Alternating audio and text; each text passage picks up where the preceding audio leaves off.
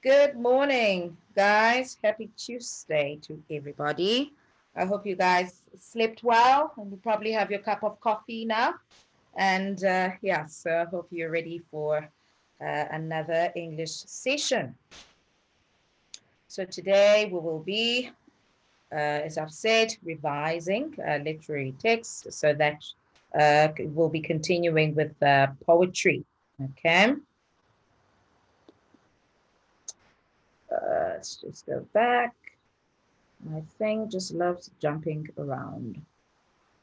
I need to just go back. So today we'll just we'll have to finish the poem that we did yesterday, Sonnet 116.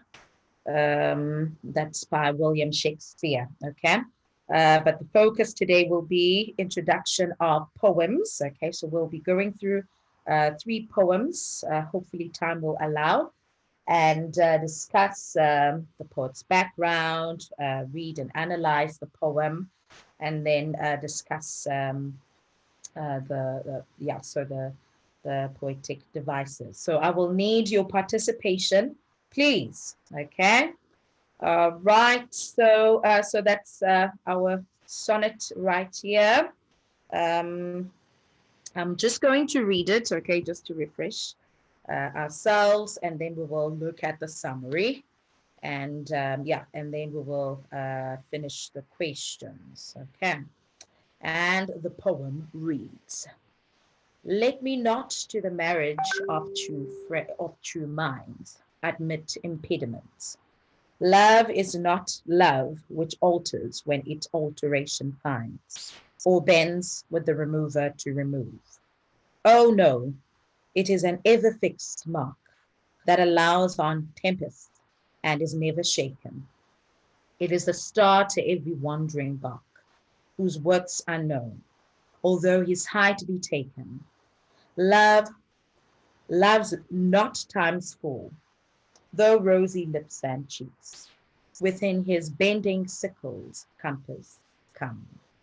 Love alters not with his brief hours and weeks, but bears it out, even to the edge of doom. If this be error, and upon me proved, I never writ, no man ever loved. So here, just to summarize, to remind you guys again.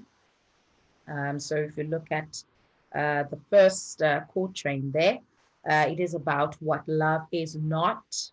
So he goes on and says, does not admit impediments, right? So it doesn't allow challenges, it doesn't allow difficulties, does not alter when alteration finds, and also says does not bend with the remover to remove. And then quatrain two, so is about what love is, okay? And love is an ever fixed mark, he writes, and love is a star that guides. So metaphors are used there just to strengthen the expression. And then quatrain three, so he expresses that love is timeless. So love loves not times full, he says. And we use personification there, where time is presented as a man, right? It continues to say, but bears it out even to the age of doom, meaning love lasts even until the end of the world. And then we've got the couplet there. So he argues there that he's confident he is right. And he expresses that by saying, if this be error and upon me proved, I never writ, no man has ever loved. Okay. And then our rhyming there, we can see quatrain one is A, B, A, B. Quatrain two, C, D, C, D. And the third one is E, F, E, F. And the last one is G, G. And we said that it is an Elizabethan sonnet. Sonnet, 14 lines, right? And then in this case, we've got three quatrains and a couplet at the end, okay? So this one would be a Shakespearean sonnet, okay? So I'm going to need your participation here, guys. So remember, we went through this. So we are going to continue with the questions there. Okay. So this, yeah, better not to jump. Okay, so we're continuing the first activity. That's the one we did yesterday. Okay, so based on the poem, choose the correct answer to complete the following sentence. So in line 5, the words "oh no" show that the speaker is. So is it A or B or C or D? So what is the answer there? Okay, so you can just jot it down with your on the chat section, please. So what is the answer there? So when he says, "oh no," what does it show? Does it show that he's uncertain, that he's arrogant, that he's doubtful, or convinced? What do you think? So let's see. He says, "oh no, it is an ever fixed mark." So what does it show there? So anybody?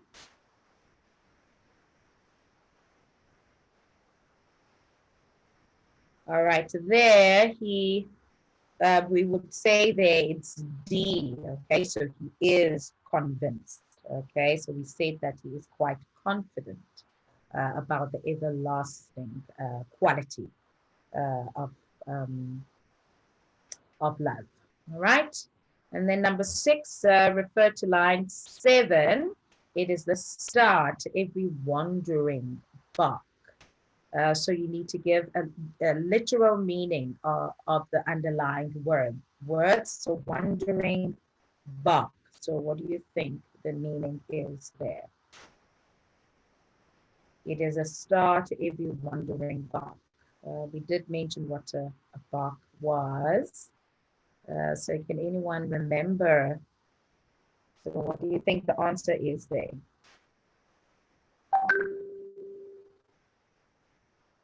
So it is the start to every wandering bark. All right. My chats are either delayed or you guys have forgotten, but I'll give you the answer anyway. So they're wandering back. So the meaning there would be a ship that is lost, that is moving aimlessly or with no direction, wandering. So that is moving aimlessly with no direction. A bark, then that would be that wooden ship, because back in the day, they had wooden ships. Okay. Right, and then the 7th question. So is the following statement true or false? Quote, you need to quote 3 consecutive words to support your answer. It is possible to measure the value of love. So that's the statement. It is possible to measure the value of love. Is it true or false? According to the poem. So there is definitely true, okay, because it reads there, so if we go back, it says, whose words are known, you see, although he's had to be taken. So, so whose words are known.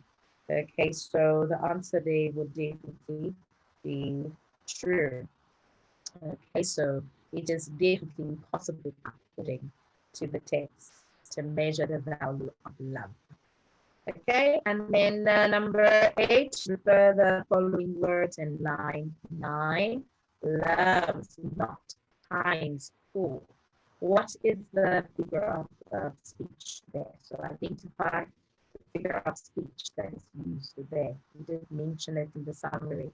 What do you think the figure of speech is? Loves not times 4.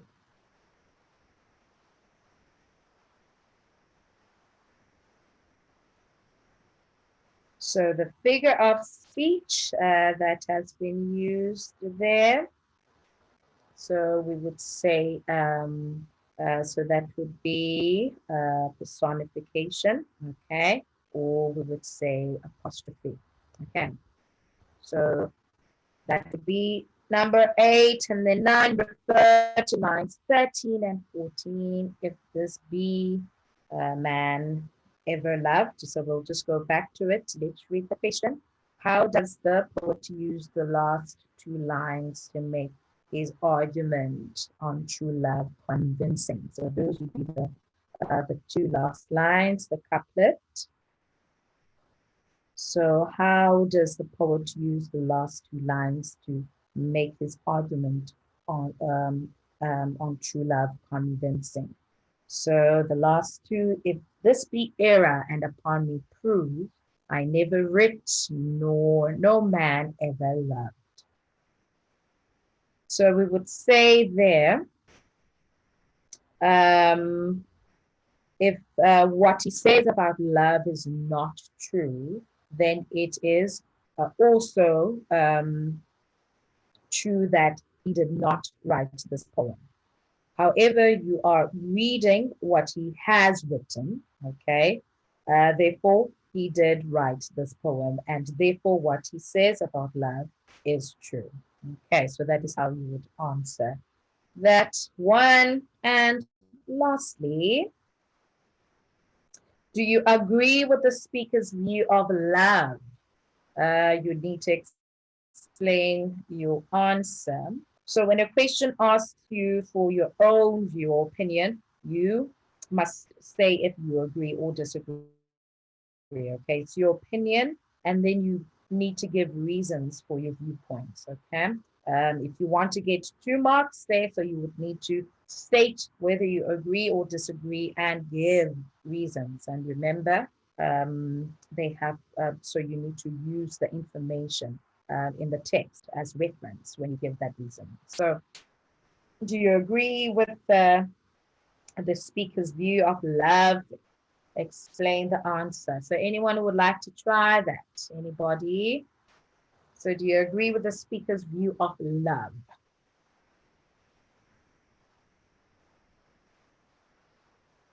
That it is everlasting, that it stands the test of time.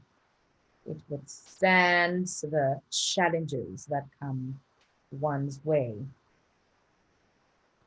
And it will guide you back home, so to speak. So do you agree? So how you would answer that, for example, for those of you who are pro everlasting love would say, yes, I agree with the poet. So this is just an example, right? So you would say, I agree with the poet that love can last forever. People who really love each other can overcome any problems. Okay, so as you can see, you have said, yes, I agree, and you have supported that with your reasons. Okay, and then if you disagree, there are those who are anti everlasting love.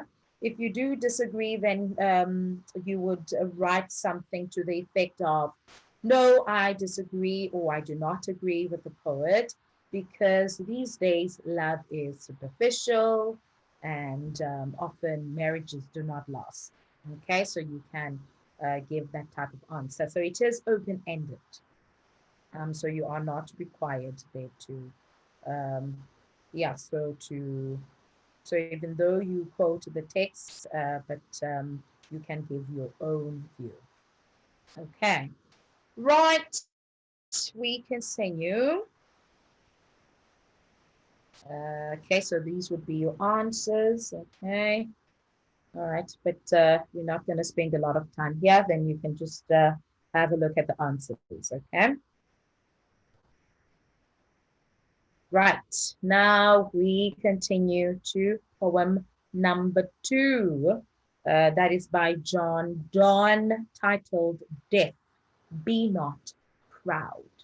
Okay, is there anyone, because I have been yapping all by myself here, so anyone who would like to read us the poem Death Be Not Proud? That is by John Donne. Okay, anyone who would like to volunteer to read the poem for us? Anyone?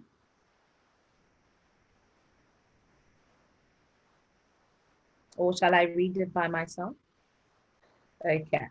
All right, I will do that. I don't see any indication. Okay, I will read it then just to save time. So the poem reads, Death be not proud, though some have called thee mighty and dreadful, for thou art not so. For those whom thou thinkst thou dost overthrow. Die not, poor death, nor canst thou kill me. From rest and sleep, which but thy pictures be. Much pleasure then from thee, much more must flow. And soonest our best men will thee do go.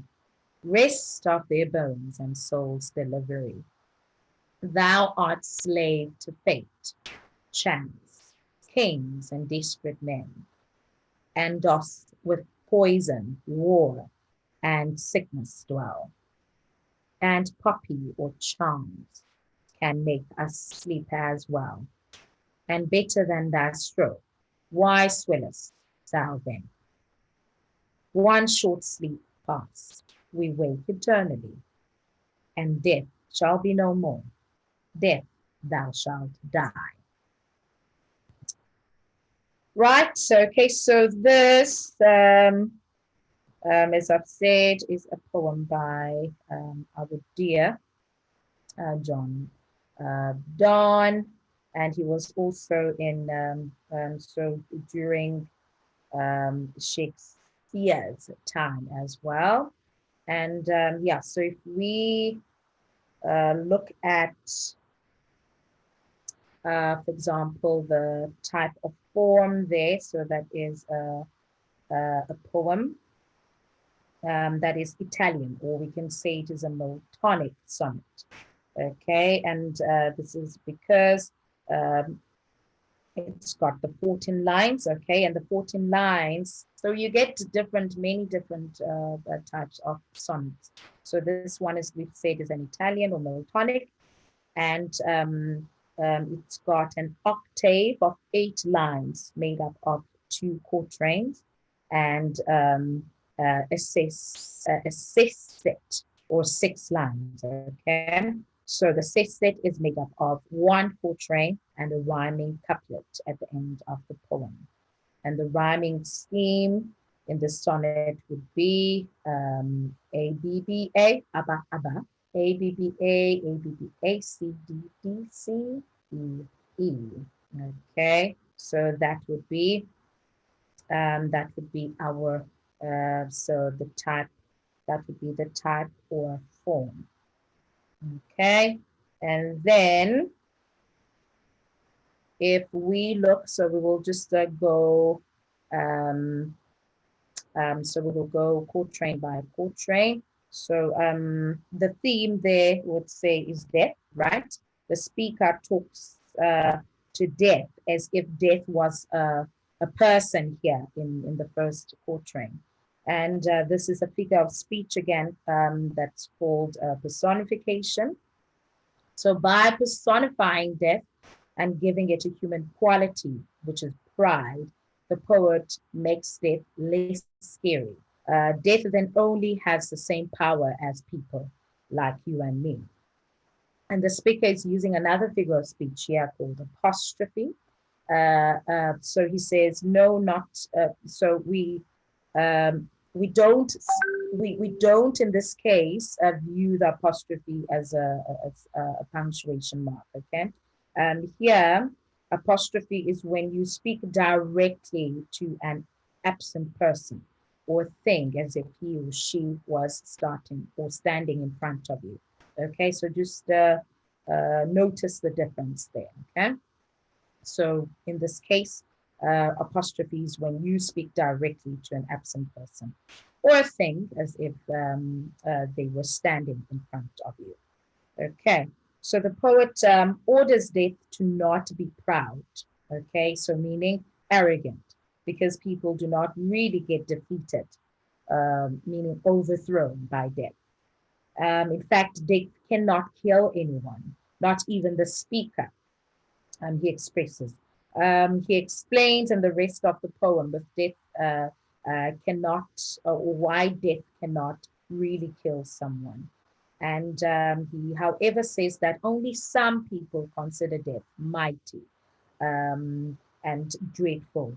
If you look at line 2. And then in line 3, he goes on to tell death that people it thinks it has destroyed do not really die, and death cannot kill him. So that is the poet.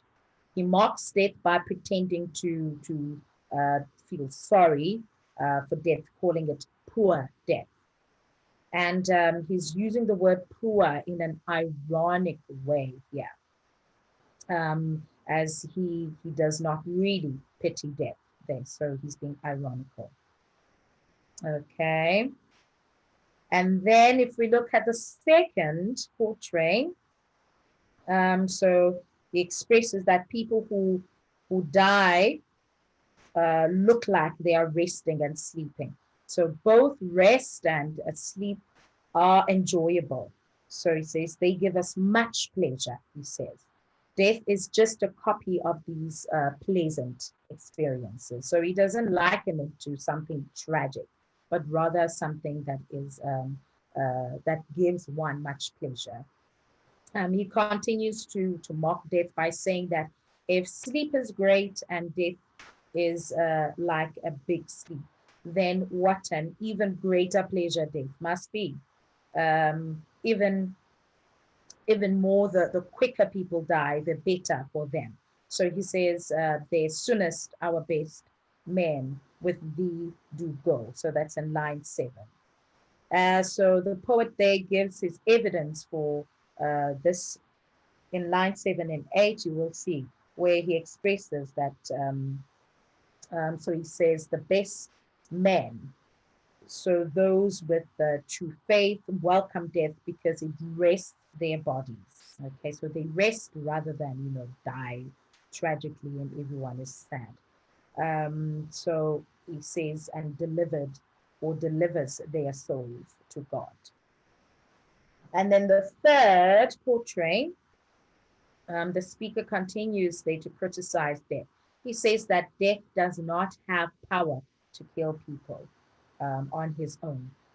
So that death is a servant, a slave to many horrible masters, such as destiny.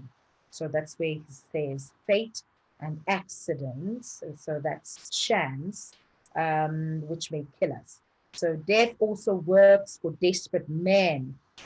This would be men who may rob and murder. So death also has to live. So that's dwell with very nasty companions that will do the actual killings, poison, war, and sickness. So that's in line 10. Okay. And then we see there the poet personifying death as a slave who has no freedom to act on his own. He is used by other forces which cause death. So he uses capital letters, F and C, fate, F for fate, and C, the big or the capital letter C for chance, as if they are important people and death is their slave. And in line 12, the poet reminds death that even simple sleeping drugs, such as opium made from the poppy and charms, so that's magic, can make us sleep better than death can. Better, it says, better than thy stroke. So the poet asks, if these things do the same work as death, why is death, so why is it so full of self-importance? So as it reads in the poem, why swellest thou men? Or rather, why swellest thou then? So there's an expression that I'm sure we know, swell, to swell with pride. So that describes a feeling of being filled with pride which gives us an image of a proud, arrogant person pushing his chest out to look big and important. So the poet suggests there that death has nothing to be proud of. Okay. And then we look at the last lines, our couplet there. Uh, it says, one shot sleep past, we wake eternally, and death shall be no more. Death shall, or death thou shalt die. So the last two lines of the poem are a rhyming couplet. And although the words eternally and die do not seem to rhyme, so back in the day, they would have, or so they would have rhymed in the English accent of that time, okay? So just notice again how the speaker uses a small d. Remember, throughout, we had a capital letter D in death, but at the end, he uses a small letter d for death in the last line of the poem. So death there is not important anymore and does not get the capital D of a proper noun. So that is just to show that it is not important. Okay. And then looking at the tone and mood. So the poet's tone in the poem, we would say, is scornful and mocking in the way that he gives orders to death. Which is often considered, a terrifying mystery. So people are scared of death. Just the thought of it, people get to that fright and become afraid. So that the tone is also critical of death. In the end, the speaker uses a triumphant tone because he has won a victory over death, as death is conquered and destroyed by eternal life. So he says, people, they are received by God, so as he says, there, rest of their bones and souls delivery. So people rest rather than, you know, um, die as in become no more. So they sleep. So they enjoy the pleasure of sleeping eternally. Okay. And basically, as we say, a mood would be how it makes the reader feel, right? So that is how it would be, how it makes you feel as you read the poem.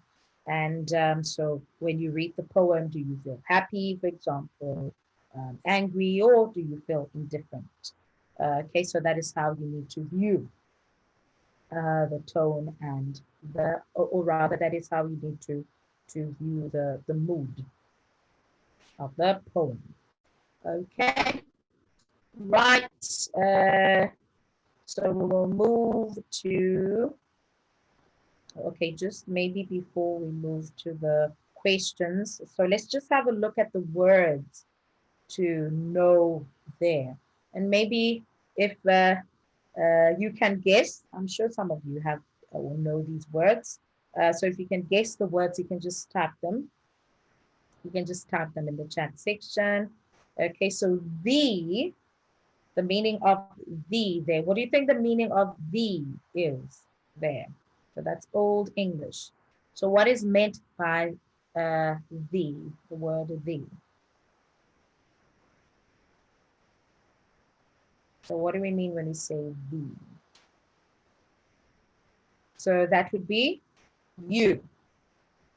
Okay, so the means you. And so in line 2, we've got the word mighty. We've got another word dreadful and ought. Okay, so mighty means powerful, strong. Dreadful means terrifying or tragic. And then art, it doesn't mean art as in artworks, but it's an old English meaning are. Okay, thou art, meaning you are. And then in third line, we've got thinkest. So that is think and dost. So that would be does. Overthrow means to destroy. All right, and then line 4, we've got canst. So the meaning of canst would be can in modern English. And then line 5, so pictures means they copies or images or representations or likenesses. Okay, and then we've got line 6, the word flow. So that means come. Okay, and then we've got line 8, soul's delivery. Okay, so it reads rest of their bones and soul's delivery. So that means souls going to heaven, going to God. Okay, and then line 9, we have two words there, fate and chance. So fate in this text refers to luck, and chance refers to accidents. Okay, and then we've got dwell in line 10. Dwell in this case means live. And then stroke in this case means attack. That's in line 12. And swellest means to swell or to grow big. Okay, person who swells with pride. And then line 13, we've got sleep. So sleep in this text refers to death. And to wait eternally means to live forever. Okay, so those are just a few words you would need to know in this poem. All right, so okay, so please, if you have any questions, feel free to jot them down in the chat section, and then we will attend to them. All right, then we move on.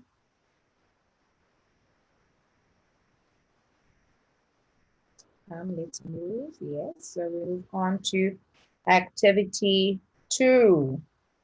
Okay, so refer to the following words in line 1. Death be not proud. Okay, so identify there the figure of speech that is used there. So anyone who can do that? So what is a figure of speech that is used there in line 1? Death be not proud. So what do you think the figure of speech is there? So anybody? So the figure of speech there would be personification, okay? Or you could say, so we got it there. We got it. Yes, yes, yes, yes. So that is personification. Thank you, Lesedi. Number 2, explain why the poet has used this figure of speech. So why do you think the writer there has used this figure of speech? So why has he used personification?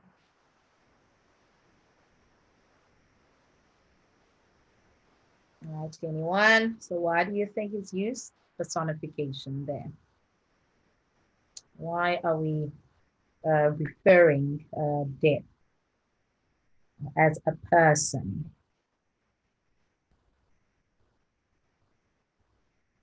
So we would say there the poet gives death human qualities in order to mock, in order to or poke fun at, or to ridicule, or to laugh at death, to show that death is like an ordinary human or a mortal, or to just indicate that or express that death is not powerful. It is not bigger than a mortal or a human being. Or if you have used apostrophe, then you can say, right, so we see something there. Yeah, so Lesedi says maybe he's telling death not to be proud of his actions. Okay, so we can, thank you Lesedi for that. So rather just beef it up and say that, yeah, he wants to mock Okay, you want to, yeah, so you want to express that you are saying something to the person, addressing a person. In this case, you are ridiculing them. Okay, we can only ridicule a person or laugh at a person. Okay, and then if you choose apostrophe, then you can say he addresses death as if death is present or as if death is in front of him. Okay, so either will be correct. Okay, so you either, if you're going to go for personification, and then you say, yeah, so uh, the poet is giving death human qualities to mock or poke fun at death. Or if you go for apostrophe, then you would say he addresses death as if death was in front of him. Okay, number 3, which 3 words from the list below could be used to describe death? So let's hear it. So which 3 words? So if you just think of the poem, which 3 words from the list could be used to describe the death?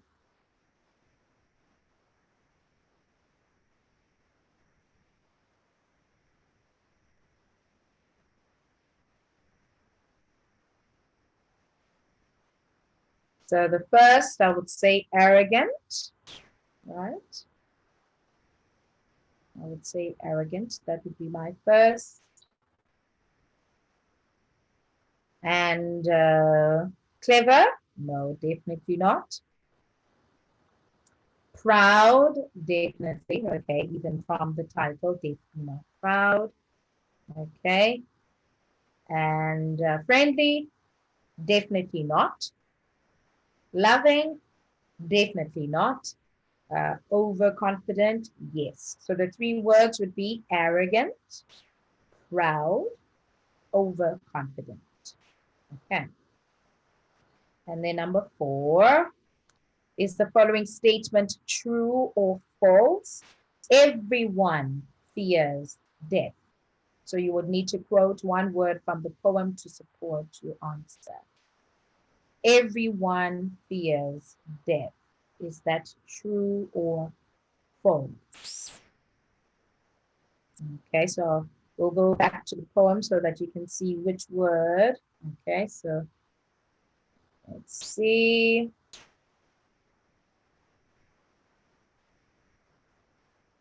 Okay, so the city you said it's true. Let us see. Is it true? Let's see if it is. Let's see if it is. Let's go back.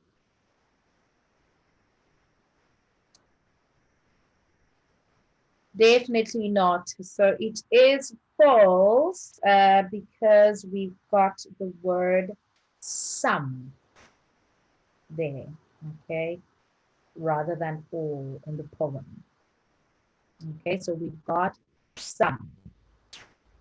So if we say some, then that indicates that not everyone is scared of death. So it is some, okay? Right, okay, so let's look at the next one.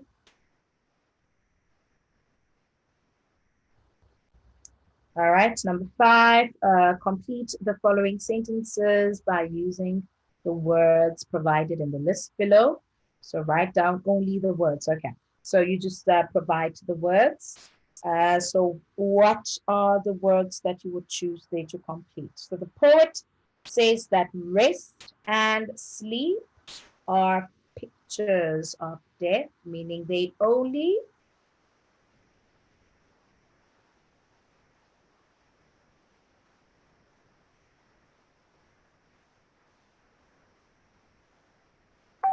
so what is the answer there? Okay, so the first one, the poet says that rest and sleep are pictures of death, meaning they only like death. However, people rest and sleep for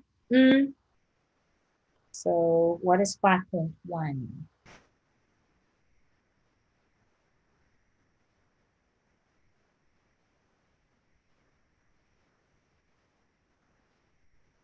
So 5.1 would say there, look, okay? The poet says that rest and sleep are pictures of death, meaning they only look like death. However, people rest and sleep for 5.2, that would be relaxation, okay?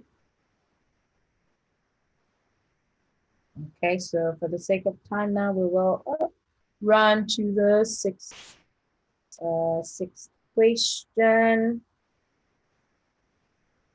Okay, so question number 6 reads, using your own words, write down 3 causes of death stated in the poem. So there are a whole lot of causes of death, in fact, that are stated in the poem. But if you could just give 3 of these, what are they? So let's go back to the poem. So what are the 3? So just name 3 causes there of death that are mentioned. So we have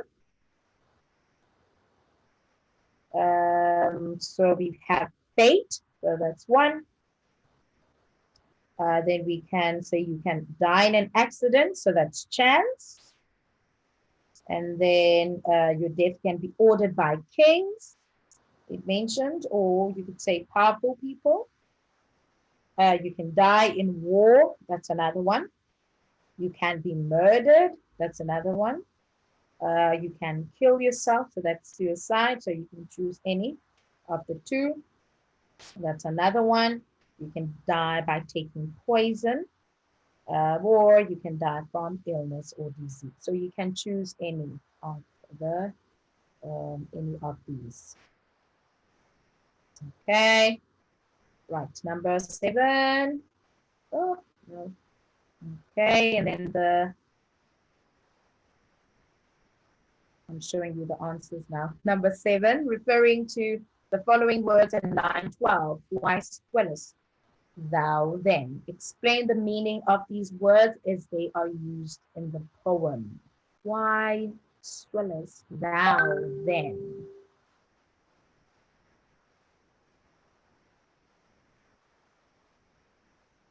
So describe, so can you describe those? Why swellest thou then?